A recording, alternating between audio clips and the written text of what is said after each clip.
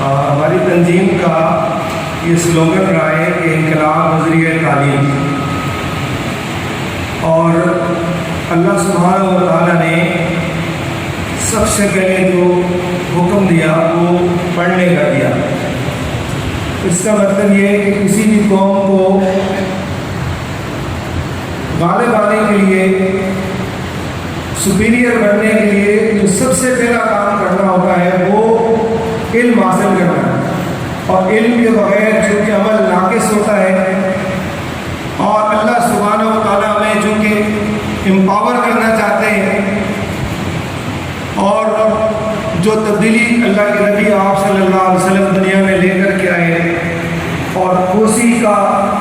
اسی کی اپلیکیشن ہے، اسی آیت کی، اسی حکم کی اپلیکیشن ہے، اور آج ہم تنظیم اساتذہ پاکستان کے تحت اسی مشن کو آگے لے کر کے بڑھ رہے ہیں۔ جہاں تک تعلیمی مسائل کا تعلق ہے تو آپ جانتے ہیں کہ یہ مسائل جو تعلیمی مسائل ہیں کہ بغیر تعلیم کے یہ مسائل خود بھی حل نہیں ہو سکتے۔ تو جہاں تک سندھ کے تعلیمی مسائل ہیں تو آپ دیکھتے ہیں جس طرح سے ہم اگر سندھ کو باب الاسلام کہا جاتا ہے، اور یہ جو حکم ہے بسم ربک الذی خلق، اس حکم کو والدین نے کتنا ترسیل کیا ہے، اس حکم کو اساتذہ نے کتنا ترسیل کیا ہے، یا اس حکم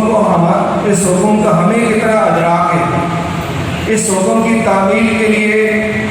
ہم نے اب تک جو کوششیں کی ہیں وہ کتنی فروٹفل ثابت ہوئی ہیں، اور یہ حکم جتنا زیادہ کسی قوم کے اندر رچ بس جائے گا اتنا ہی وہ قوم، یعنی کہا جاتا ہے کہ ماں کی گود سے قبر کی لہر تک، تو وہ جو پہلی تعلیمی طرزگاہ ہے اگر وہ اس حکم کو ٹھیک طرح سے نہیں سمجھ پاتی تو نہ وہ اس وقت تعلیم کو وہ امپورٹنس دیتی ہے، نہ وہ گھرانہ تعلیم کو اہمیت دیتا ہے، نہ وہ گاؤں، نہ وہ علاقہ اس تعلیم کو اہمیت دیتا ہے، جب تک اس حکم کو ٹھیک سے سمجھ نہیں پاتے۔ اور جو لوگ اس حکم کی تعمیل میں لگ جاتے ہیں، آپ دیکھتے ہیں کہ وہ فرد ہو، خاندان ہو، وہاں ہمیں تبدیلی نظر آتی ہے، اور وہ تبدیلی جس کے ہم سب متمنی ہیں۔ تو سندھ کے جو مسائل میں سے چند ایک میں آپ سے شیئر کروں گا کہ ہم دیکھتے ہیں کہ ایک تو یہ ہے کہ ہمارے پاس سندھ کا وہ ڈیٹا نہیں ہے جس پر ہم جو ہے کوئی اتھینٹک بات کر سکیں کہ کتنے گاؤں ہیں، کس گاؤں میں کتنے اسکول ہیں، کتنے بچے اسکول جانے کے آؤٹ گوئنگ مطلب اور اسکول گوئنگ چلڈرنز ہیں، کتنے بچے یونیورسٹی جانے کے قابل ہیں۔ ایسا کوئی ڈیٹا ہمارے پاس نہیں ہے، اور یہ ڈیٹا نہ ہونا خود ایک بہت بڑا مسئلہ ہے، تاکہ ہم یہ جان سکیں کہ ہمارے ڈسٹرکٹ کو کتنے اسکولوں کی ضرورت ہے، کتنے کالجز کی ضرورت ہے، اور کتنی یونیورسٹیز کی ضرورت ہے، اور کتنے مدارس کی ضرورت ہے، کتنے تعلیمی اداروں کی کہاں کہاں ضرورت ہے۔ تو یہ وہ ڈیٹا ہمارے پاس، ہم سب کے پاس یہ ڈیٹا ہونا چاہیے، تاکہ ہم اپنے سندھ کے جو تعلیمی مسائل ہیں ان کو بالکل ٹارگیٹ کر کے ان کو ریزالو کر سکیں۔ تو یہاں چونکہ گورنمنٹ کے لوگ بھی موجود ہیں، ان کے پاس یہ ڈیٹا ہونا چاہیے۔ اور دوسری بات یہ ہے کہ جو تعلیمی ادارے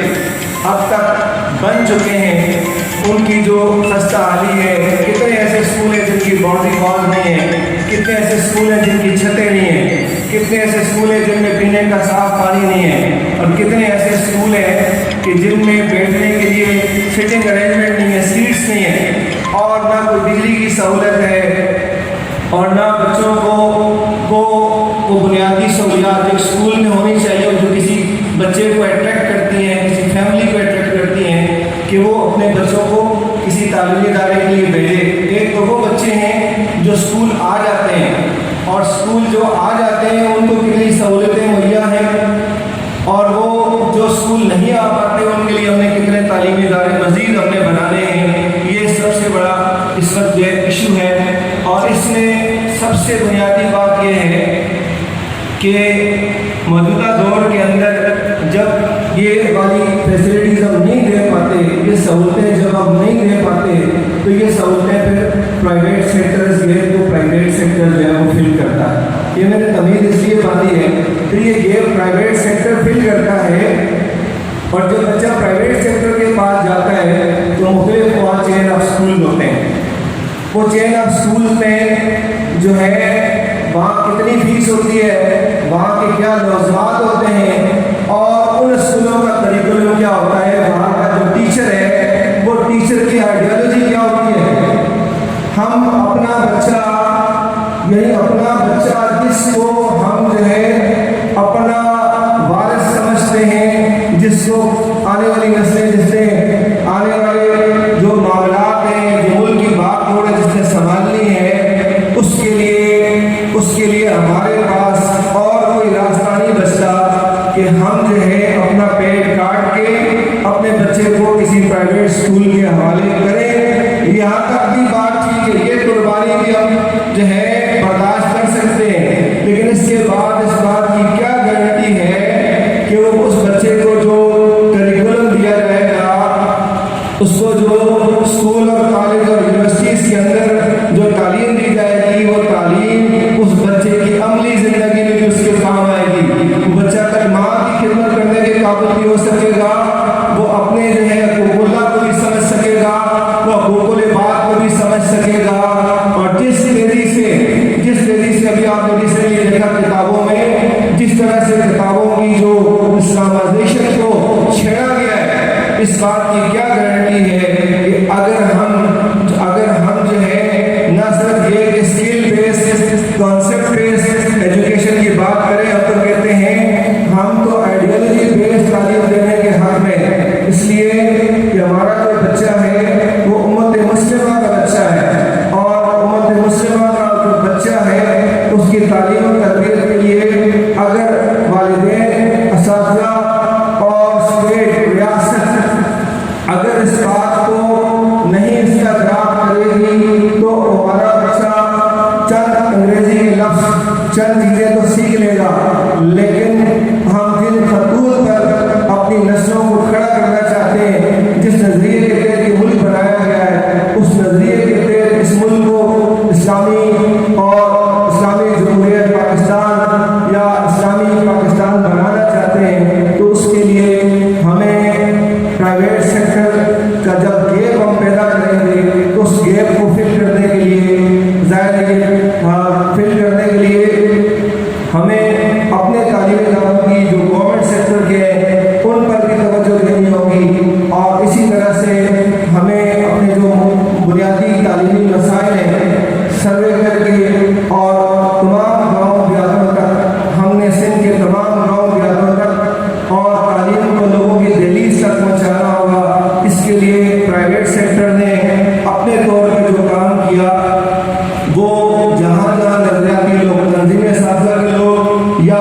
جماعت کے لوگ یہاں نظریاتی لوگ ہوتے ہیں، وہاں کا کریکولم بھی نظریاتی ہوتا ہے، وہاں کی برانڈ بھی کافی حد تک نظریاتی ہوتی ہے، لیکن جہاں پہ نظریاتی استاد نہیں ہوتا وہاں کا ایجوکیشن سسٹم، وہاں کی ٹیچنگ کیسی ہوتی ہے، وہاں کی اسسمنٹ کیسی ہوتی ہے، وہاں کی ایگزامس کیسے ہوتے ہیں، اور نقل مافیا کس طرح سے سرگرم ہوتا ہے، اور اس کے نتیجے میں جو ہمارا معیار تعلیم ہے وہ ہم سب کے سامنے ہے کہ اس وقت ہمیں ٹیچر کو بھی ٹرین کرنا ہے،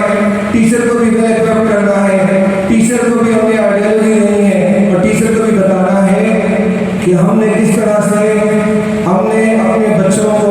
موجودہ دور کے تقاضوں کے مطابق موجودہ دور کے چیلنجز سے نپٹنے کے لیے کس طرح سے ہم نے تیار کرنا ہے۔ تو یہ چیلنج معلم کا بھی ہے، یہ چیلنج والدین کا بھی ہے، اور یہ چیلنج جو ہے پالیسی میکرز کا بھی ہے کہ جب تک ایک مسلمان معلم آج کے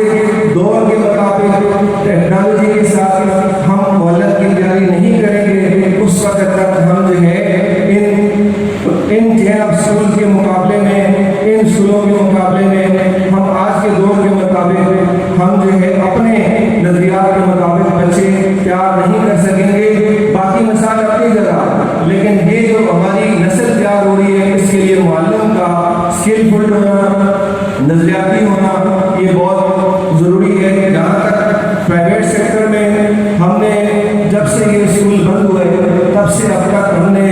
कोशिश की कि स्कूलों की बंदिश के खात्मे के लिए प्राइवेट सेक्टर में तंजीम साझा के प्लेटफॉर्म से हम काम कर सकें। पाकिस्तान में जितनी भी ऐसी एक्टिविटीज़ हुई हैं और इस्लामाबाद से लेकर कराची तक, कराची से इस्लामाबाद तक, उनमें तंजीम साझा अपना भरपूर हिस्सा डालती रही है। और हमने स्कूलों की बंदिश के हवाले से प्रेस कॉन्फ्रेंस में शिरकत की और अपने ज़िले की सतह पर, कराची की सतह पर प्राइवेट स्कूल के जो मालिकान हैं, प्रिंसिपल हैं, साथी हैं, जो 6 महीने से तनख्वाह न मिलने की वजह से परेशान है, उनके साथी के हकूक़ के लिए भी हमने आवाज़ बुलंद की और स्कूलों के खोलने के हवाले से भी आवाज़ बुलंद की। और हमने 15 अगस्त को स्कूल खोल के और हुकूमत को ये बताने की भी कोशिश की कि आप हम पे भरोसा करें, इंशाअल्लाह 15 सितंबर को स्कूल खोलें। इंशाअल्लाह हम आपको जो है SOPs के तहत स्कूल चला के दिखाएंगे। और इस स्कूलों का बंद होना, स्कूलों का, तालीमी इदारों का बंद होना, ये किसी भी तौर पे और पाकिस्तानी बच्चों और पाकिस्तान के हक में किसी भी तौर पे बेहतर नहीं है। इसके लिए हमने अपने तौर पे और कोशिशें करते रहे, इंशाअल्लाह आगे वाली कोशिशें करते रहेंगे। लेकिन आखिरी इस बात में मैं अपनी बात समेटता हूँ कि जब तक मुअल्लिम जो है ना वो अपने फ़राइज़ अदा नहीं करेगा, जब तक मुअल्लिम जो है अपने फ़राइज़ अदा नहीं करेगा, उस वक्त तक हम ये नहीं कह सकते कि हमारा जो बच्चा है उसकी शख्सियत मुकम्मल और मुतवाज़िन होगी और वो आने वाले ज़माने के चैलेंजेस को उसी तरह से निपट सकेगा जिस तरह से यूरोप का बच्चा और भारी भरकम फीसें और देने वाले स्कूलों में पढ़ने वाला बच्चा और अपने मुस्तक़बिल के हवाले से चैलेंजेस से निपटने के लिए जो तैयारी करते हैं, वही तैयारी हर सतह पे बिला शिद्दत गहरे और बगैर किसी तफरीक के और हम सबको अदा करने के लिए अपने